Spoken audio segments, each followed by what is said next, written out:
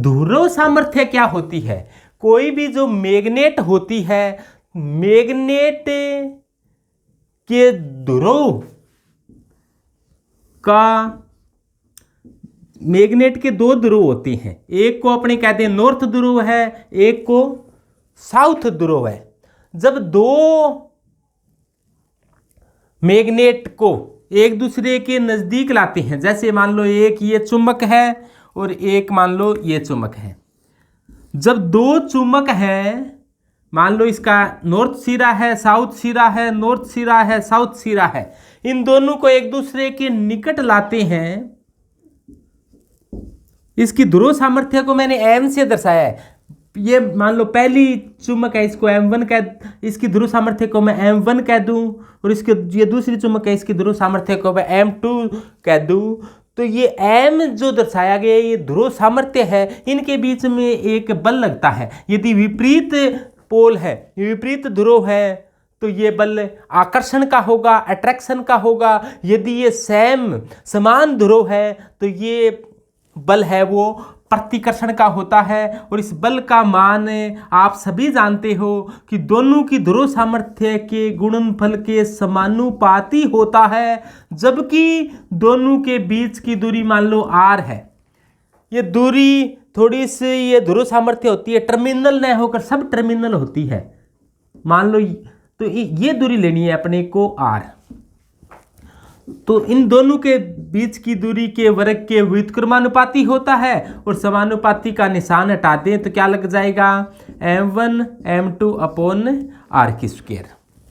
और यहाँ पर जो k है इसका मान मैंने बताया था 10⁻⁷ होता है। तो यदि ये समान ध्रुव है तो ये बल प्रतिकर्षण का होगा, और यदि ये असमान ध्रुव है तो बल आकर्षण का होगा। इससे अपने m क्या होती है, ध्रुव सामर्थ्य। m टर्म यहां से आई है। ध्रुव सामर्थ्य क्या होती है,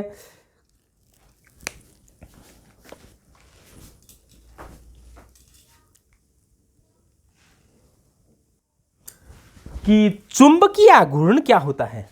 तो चुंबकीय आघूर्ण से पहले मैं यहां पर थोड़ा सा दोबारा से बताऊं कि m1 और m2 दो चुंबक हैं, इनके दो ध्रुव हैं। और m क्या है, ध्रुव शक्ति है। ध्रुव शक्ति कहो या ध्रुव सामर्थ्य कहो, ये एक ही बात है। ध्रुव शक्ति कह दो या ध्रुव सामर्थ्य कह दो, ये एक ही चीज है। जिस प्रकार से आप कि इसको कंपेयर कर याद रखोगे तो ज़्यादा याद रहने की संभावना है कि कंपेयर कर कि जैसे मान लो एक Q1 आवेश है, एक Q2 आवेश है। यदि ये दोनों r दूरी पर स्थित हैं तो इनके बीच में एक बल लगता है, वो दोनों आवेशों के गुणनफल के समानुपाती होता है, जबकि इनके बीच की दूरी के वर्ग के व्युत्क्रमानुपाती होता है। ऐसा कुलाम ने बताया था, इसीलिए इस फोर्स को कुलाम फोर्स कहा जाता है। इन दोनों को एक साथ अपने लिख लें तो F का मान क्या आ जाएगा कि F समानुपाती Q1 Q2 अपॉन r²। और समानुपाती का निशान जब जब हटाया जाता है तब तब एक नियतांक लगाया जाता है, और यहाँ पर नियतांक लगता है k। तो इस k और इस k में रात दिन का अंतर है। इस k का मान कितना है, 10⁻⁷, और इस k का मान होता है 9 × 10⁹। और इसका जो मात्रक होता है न्यूटन इंटू मीटर² अपॉन कूलाम की²। कैसे कि F बराबर देखो k Q1 Q2 upon r² है। k निकालना है अपने को, तो बाकी को इधर ले जाओ, तो F इंटू r² को इधर ले जाओ, और Q1 और Q2 को नीचे ले जाओ तो k आ जाएगा। और मात्रक बताना हो इसका तो F न्यूटन बल है, फोर्स है, फोर्स का मात्रक न्यूटन होता है। r दूरी है, दूरी आप जानते हो मीटर में मापी जाती है, तो न्यूटन इंटू मीटर² अपॉन आवेश, आवेश का ऐसा ही मात्रक कूलाम होता है, न्यूटन इंटू मीटर² अपॉन कूलाम की²। इस k का मात्रक होगा, इस k का मान 9 × 10⁹ होता है, 9 × 10⁹ होता है।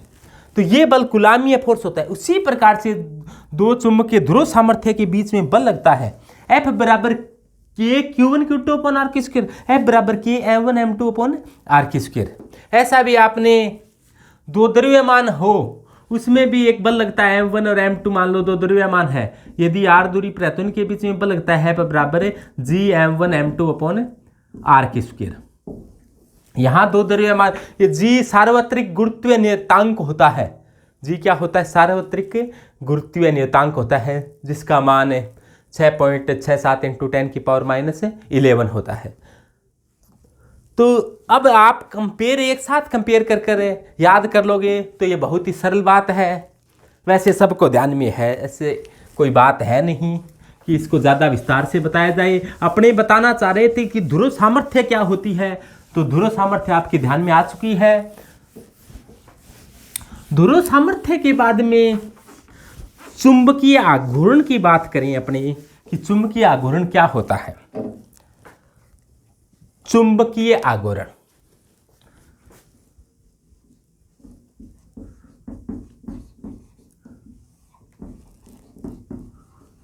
तो चुंबकीय आघूर्ण को अपने म्यू से दर्शा देते हैं।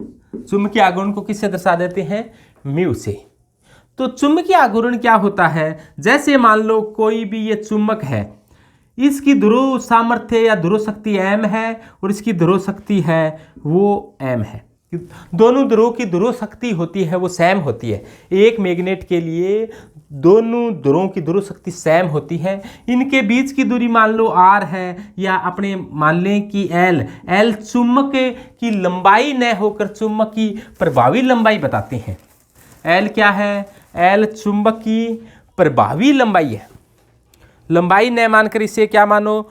चुंबक की प्रभावी लंबाई है।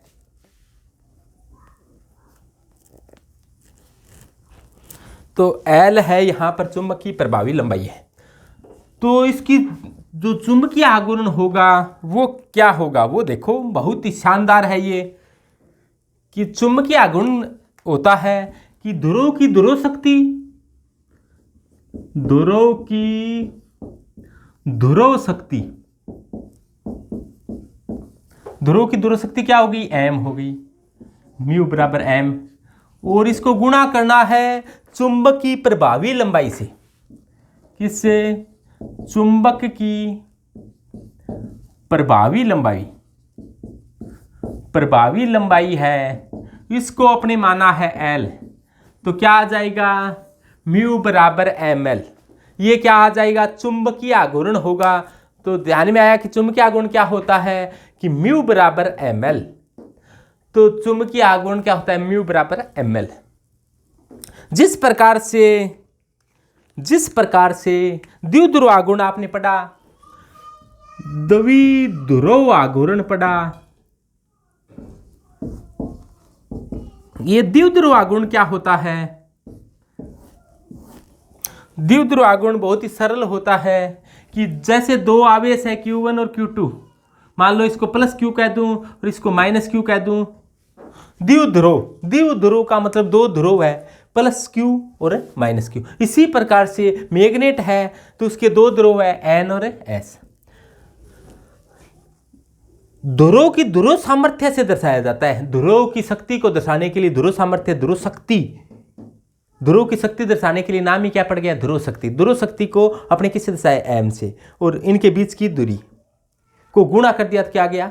चुंबकीय आघूर्ण। इसी प्रकार से द्विध्रुव आघूर्ण ज्ञात करने के लिए क्या करेंगे? अपने एक ध्रुव पर उपस्थित आवेश व दोनों ध्रुवों के बीच की दूरी का गुणा। एक ध्रुव पर उपस्थित आवेश, तो एक ध्रुव पर उपस्थित आवेश क्या है? अपने द्विध्रुव आघूर्ण का सूत्र लिख दें, द्विध्रुव आघूर्ण को म्यू कह दें, तो क्या होगा? एक ध्रुव पर उपस्थित आवेश, एक ध्रुव पर उपस्थित आवेश को किससे गुणा करना है? दोनों ध्रुवों के बीच की दूरी से। दोनों ध्रुवों के बीच की दूरी, बीच की दूरी से क्या कर दो? गुणा कर दो। एक ध्रुव पर उपस्थित आवेश क्या है? Q है, और इनके बीच की जो दूरी है वो दूरी क्या है? R है, Q इंटू R।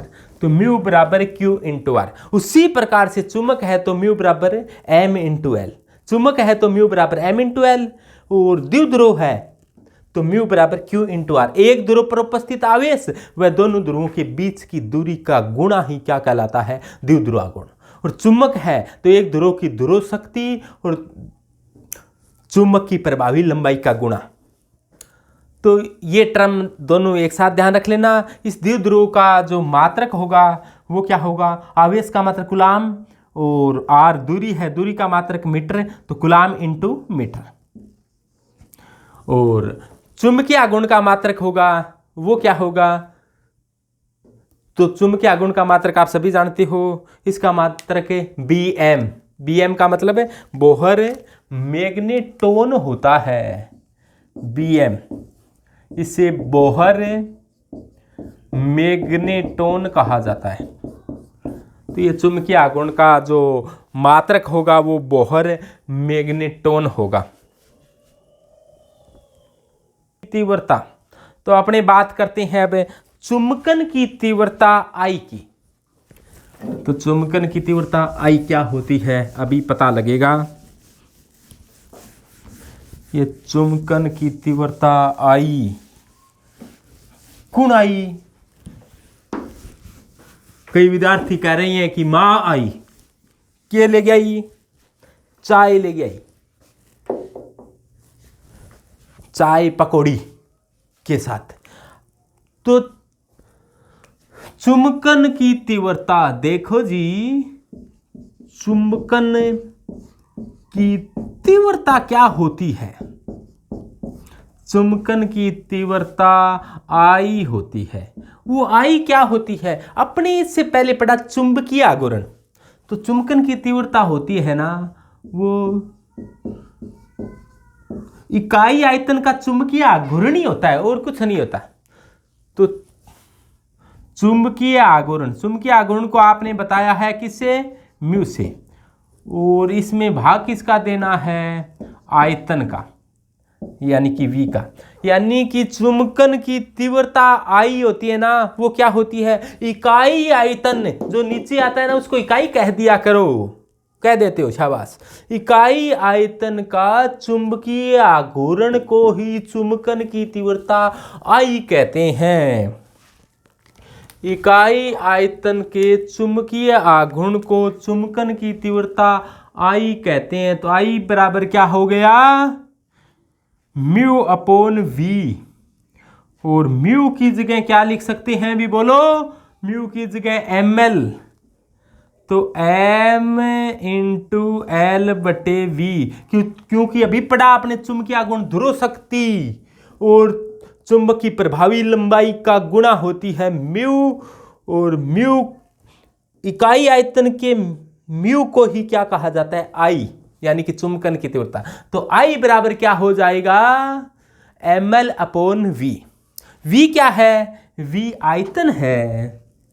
V क्या है? आयतन है। और ml क्या है?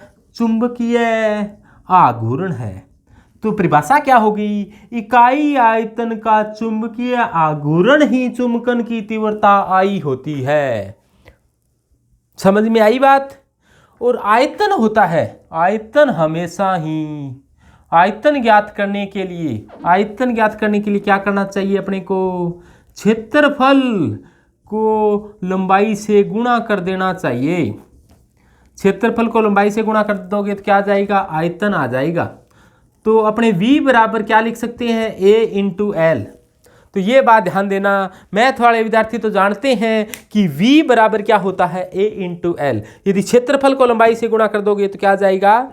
आयतन आ जाएगा। जैसे अपने बेलन का आयतन, जैसे मान लो बेलन है, तो बेलन में क्या होता है? ऐसा होता है बेलन। आपके दिमाग में वो रोटी बनाने वाला बेलन आ गया होगा, उसके दो हत्थे और लगे होते हैं बस। ये रहा बेलन, दिखाई दे रहा है बेलन? Very good. कईयों को तो भूख लग गई होगी कि रोटी तो चलो जो भी है। अब ये अपने इसको तो मिटो ही। देखो ये बेलन है और बेलन ये क्या है? एक वर्ग है। वर्ग का आयतन क्या होता है? वर्ग का क्षेत्रफल क्या होता है? पाई आर स्क्वायर। और ये दूरी क्या होती है? एल। तो इसका आयतन क्या हो जाएगा, पाई आर की स्क्वायर एल। तो यानी कि क्षेत्रफल को लंबाई से गुणा किया तो क्या आया, आयतन आया, बेलन का आयतन आ गया। यानी कि क्षेत्रफल को लंबाई से गुणा करने से आयतन आ जाता है। तो अपने को क्या, अपने ये पढ़ा कि आई बराबर क्या होता है, अपने ये देखा कि आई बराबर क्या होता है, देखो एम एल अपॉन वी होता है। और v की जगह क्या लिख सकते हैं अपने, a इंटू एल। और l से l क्या हो जाएगा, कैंसिल हो जाएगा। तो i बराबर क्या हो जाएगा, m अपॉन a। तो i बराबर क्या हो गया, i बराबर m अपॉन a। i बराबर हुआ m अपॉन a, यानी कि i कौन आई, माँ आई, आई माँ कौन आई, माँ आई, आई माँ। तो कुल मिलाकर क्या निकला कि इकाई आयतन के चुंबकीय आघूर्ण को चुंबकन की तीव्रता कहते हैं। जहां ए क्षेत्रफल है, वी आयतन है, एम ध्रुव सामर्थ्य है या ध्रुव शक्ति है। तो इकाई आयतन में प्रेरित चुंबकीय आघूर्ण को चुंबकन की तीव्रता आई कहते हैं। इकाई आयतन में प्रेरित चुंबकीय आघूर्ण को चुंबकन की तीव्रता आई कहते हैं। तो आई तो आ गई भाई। इसके पश्चात अपने बात करते हैं गॉस का नियम। गॉस ने एक नियम दिया था, वो क्या था,